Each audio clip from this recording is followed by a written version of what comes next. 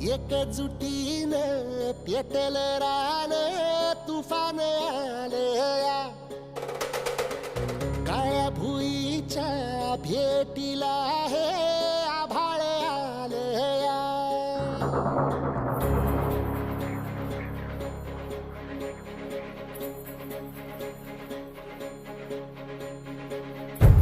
एकजुटीनं पेटल